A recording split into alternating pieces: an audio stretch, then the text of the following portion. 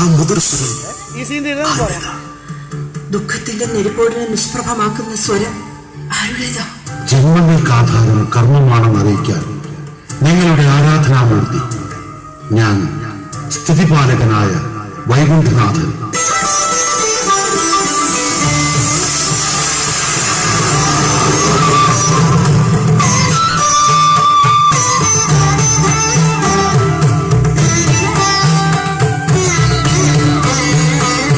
അഖിലലോക പാലക, പാതാളിവാസ, നാരായണ. അനന്തശായിയായ അനന്തപത്മനാഭ, അങ്ങക്ക് ഈ ശാപനരജന്മങ്ങളുടെ 100 കോടി പ്രണാമം. കാണുന്നില്ലേ ഞങ്ങളുടെ ഈ ദുർവിധി? ദുർവിധി ഓർത്ത് വ്യാകുലപ്പെടാതിരിക്കൂ. എങ്ങനെ വ്യാകുലപ്പെടാതിരിക്കും? ഞങ്ങൾക്കുമില്ലേ മോഹങ്ങളും സ്വപ്നങ്ങളും? ശാപജീവിതം പേറുന്ന ശാപജന്മങ്ങളെ എന്തിനു സൃഷ്ടിച്ചു ഭഗവാനെ? വസുദേവ, ദേവകി, നിങ്ങൾ ശാപജന്മങ്ങളല്ല, മഹത്തുക്കളാണ്. ദൈവം കൽപ്പിച്ചു നൽകിയ മഹത് ജന്മങ്ങളാണ് ദേവകിയും വസുദേവരും. നിങ്ങൾ അനുഭവിച്ച നരകയാതനകൾ അത് നിങ്ങൾക്ക് കിട്ടാൻ പോകുന്ന മഹത് സ്ഥാനത്തിന് വേണ്ടിയുള്ള പരീക്ഷണങ്ങളാണ്. സമാധാനമായിരിക്കുക. അധർമ്മക്കോട്ടകളെ തച്ചു തകർത്ത് ധർമ്മം സംരക്ഷിക്കുവാൻ നിങ്ങളൊരു നിമിത്തം മാത്രം എന്നറിയുക. കംസൻ എന്ന തിന്മയെ നിഷ്കാസനം ചെയ്യുവാൻ തിന്മകളെ ആര് വരവേറ്റ് താണ്ഡവമാടിയാലും അത് സ്വരക്തമായാൽ പോലും ഇല്ലായ്മ ചെയ്യണമെന്ന സത്യത്തെ മാനവ സമൂഹത്തിന് കാട്ടിക്കൊടുക്കുവാൻ സൃഷ്ടിപാലകർക്ക് നിങ്ങളൊരു ചവിട്ടുപടി. ദുഃഖിക്കേണ്ട. ദേവകിയുടെ 8ാമത്തെ ഗർഭത്തിൽ ജനിക്കുന്ന പുത്രൻ ഞാൻ തന്നെയായിരിക്കും.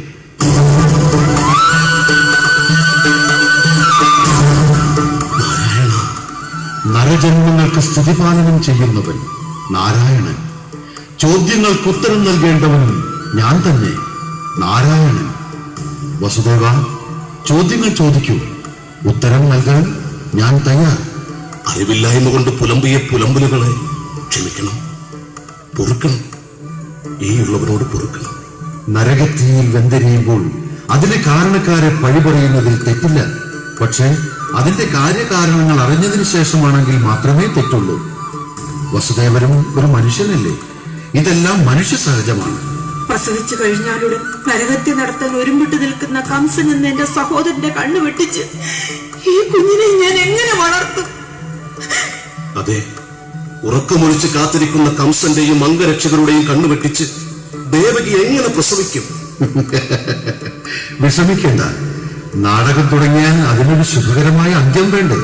കൊടും യാതനകളിൽ ഒഴുകിത്തീരുന്ന ഈ ജന്മങ്ങൾക്ക് അങ്ങ് പറയുന്നതൊന്നും മനസ്സിലാകുന്നില്ല. എല്ലാം മനസ്സിലാക്കി തരാം.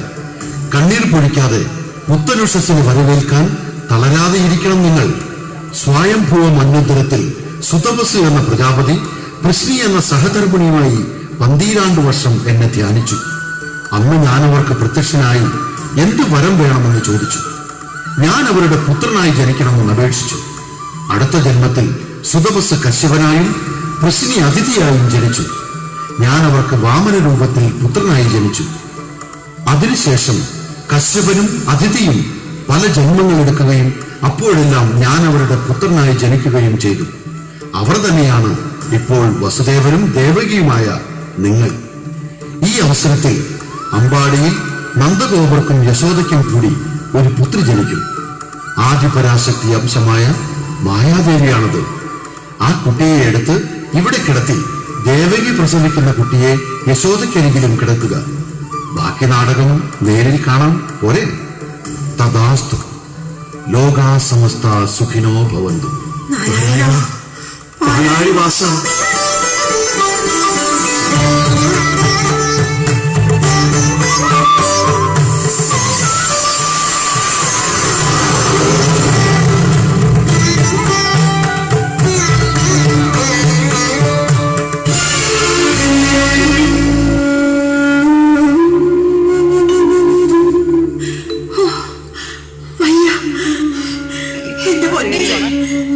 ഒരിക്കലും അനുഭവിച്ചിട്ടില്ലാത്ത പേറ്റുവേദനയാണല്ലോ.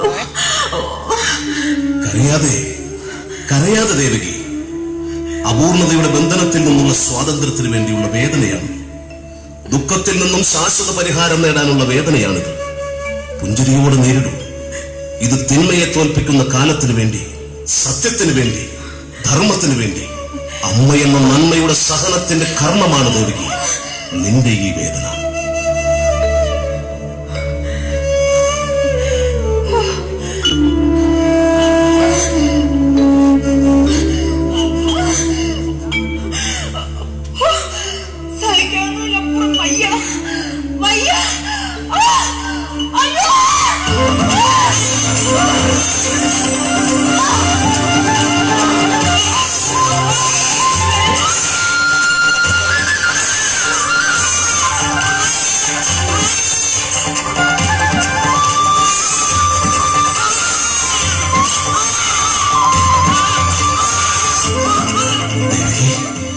നീ നമ്മുടെ മകനെ കണ്ടില്ലേ? സുന്ദരനാ. അതെ, മിടുക്കനാ. ഇവനെ പിരിഞ്ഞിരിക്കാൻ എനിക്ക് വയ്യ. ഭഗവാൻ പറഞ്ഞത് കേട്ടില്ലെങ്കിൽ കംസന്റെ കൈകൊണ്ട് നമ്മുടെ മകൻ ഓർക്കാൻ പോലും വയ്യ. സത്യധർമ്മത്തിന്റെ മുഖപടം നീക്കി ദുരമൂത്ത കഴുകന്റെ കഴുത്തറുക്കാൻ വിധികൻ പഞ്ചാംഗത്താളു നീങ്ങി പുതുജന്മം വന്നു പിറന്നിതാ മണ്ണിൽ. വസുദേവരെ, സമയം കളയാതെ പറഞ്ഞതനുസരിക്കൂ. ശരി ഭഗവാനെ, അടിയനിതാ യാത്രയാകുന്നു അമ്പാടിയിലേക്ക്.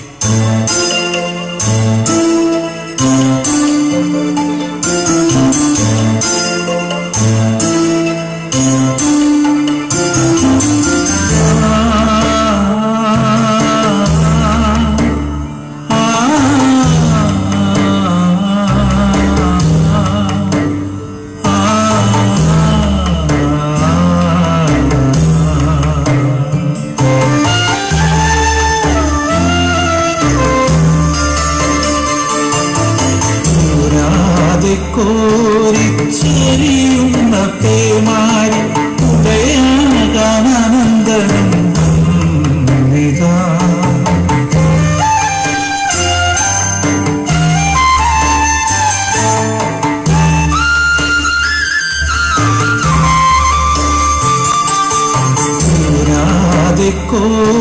കോരിച്ചെരിയുന്ന പേമാരി ഉദയാകാനന്ദനം കൊടുങ്കാറ്റുമലർന്ന കടലലയും ശുഭഭാവുകം നേർന്ന് സ്തുതിക്കുന്നിതാ. കൊടുങ്കാറ്റുമലർന്ന കടലലയും ശുഭഭാവുകം നേർന്ന് സ്തുതിക്കുന്നിതാ. കൃഷ്ണ ഉണ്ണി കൃഷ്ണ വരദായക കൃഷ്ണ വരദായക കൃഷ്ണ.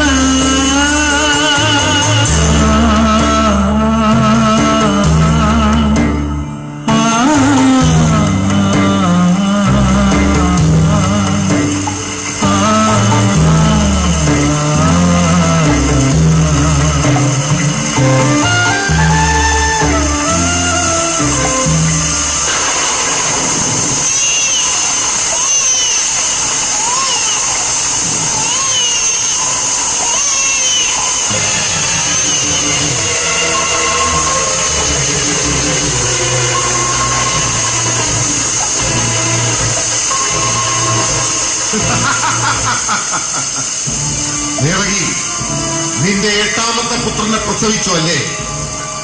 എന്റെ ഘാതകനെ. ഉറക്കമുളച്ച കാവൽ നിൽക്കുന്ന കാവൽ ഭടന്മാർക്ക് ഇനി ഉറങ്ങാം. കംസൻ എന്ന എനിക്ക് നന്നായി ഒന്നുറങ്ങാം. ഈ ശാപജന്മത്തിന്റെ ചരമശ്ലോകം എഴുതി കഴിഞ്ഞ്. എട്ടും പൊട്ടും തിരിയാത്ത പിഞ്ചു കുഞ്ഞിനെ ഞാൻ വളർത്താമടി. പട്ടുചേല ചുറ്റി രാജാവായി വാഴിക്കാമടി. എന്നിട്ട് ഈ പടുജന്മത്തിന്റെ കൈകൊണ്ട് ഞാൻ മരിക്കുന്നത് നിനക്ക് കാണണമല്ലേ? അയ്യോ, അങ്ങനെയൊന്നും പറയരുത്. പിന്നെ പിന്നെ പിന്നെ എന്ത് പറയണം? 20 കൊല്ലത്തെ ബന്ധമാണോ വലുത്? അതോ 10 മാസം ചുമന്ന് പ്രസവിച്ച ഈ മാംസപിണ്ഡമാണോ ദേവകി നിനക്ക് വലുത്? അമ്മയ്ക്ക് വലുത് പെറ്റ മക്കൾ തന്നെയാണ്.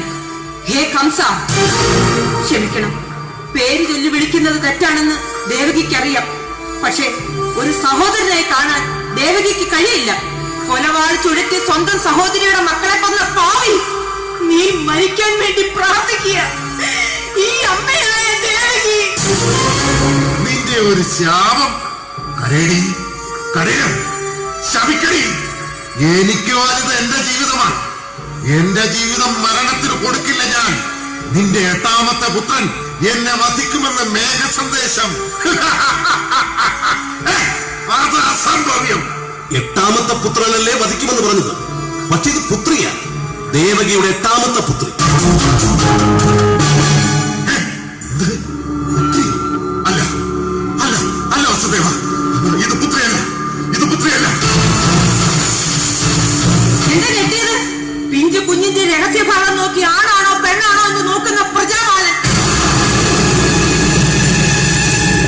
അങ്ങ് ക്ഷമിക്കണം, മേഘസന്ദേശം അങ്ങയുടെ തോന്നലാണ്. അങ്ങ് ആരും കൊല്ലില്ല, വസുദേവനാ പറയുന്നത്. ഇല്ല, ഏതവൻ പറഞ്ഞാൽ ഈ കംസന് തെറ്റില്ല. ഇതും ഒരടവ. വേണ്ട, വേണ്ട, ഭാഗ്യം പരീക്ഷിക്കാൻ കംസന് നേരമില്ല. അതുകൊണ്ട് തീർക്കുകയാ നിങ്ങളുടെ 8ാമത്തെ ജന്മത്തെയും.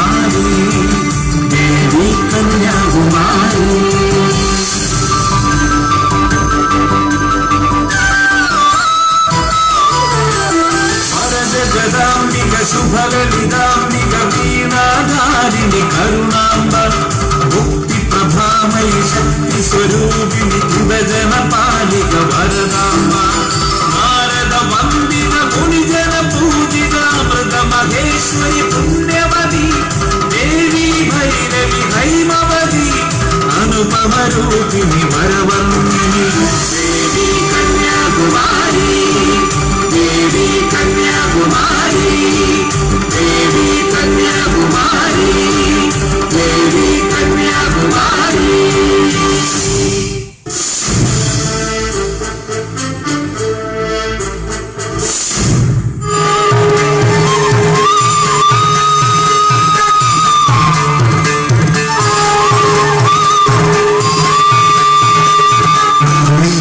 അഖിലാണ്ടേശ്വരി, സത്യപൊരുളെ, പരാശക്തിയായ അമ്മേ, ആദിപരാശക്തി നമോവാകും. മകനെ, മംഗളാനുഭവന്തു. എന്തേ? ബാലന്റെ അഹങ്കാരത്തിനായി അമ്മയുടെ അംശമായ മായാദേവി ദേവി കന്യാകുമാരിയാകാനുള്ള സമയത്തെ ഓർത്ത് ഒന്ന് ഓർമ്മിപ്പിക്കുവാൻ വന്നതാണമ്മേ. അതെപ്പോഴേ സംഭവിച്ചു കഴിഞ്ഞു. ഭൂമിയിലേക്ക് നോക്കൂ. മായാസുരപുത്രിയായി പുണ്യകാശിയായി നാം അവതാരമെടുത്തു കഴിഞ്ഞു. സമയമുണ്ട്. ആരെയും കാര്യകാരണങ്ങളില്ലാതെ ഉന്മൂലനം ചെയ്യുക തെറ്റാണ്. ആദ്യം ചൊല്ലിക്കൊടുക്കണം. എന്നിട്ട് പറ്റിയില്ലെങ്കിൽ തല്ലിപ്പഠിപ്പിക്കണം. അതിനും പറ്റിയില്ലെങ്കിൽ മനസ്സിലായി, വെട്ടിമാറ്റുക. ബാണൻ പാവം, ചിന്താശേഷിയില്ല. നോക്കാം, അല്ലേ നാരദരെ? അമ്മ പറയുന്നത് മക്കൾക്ക് വേദവാക്യം.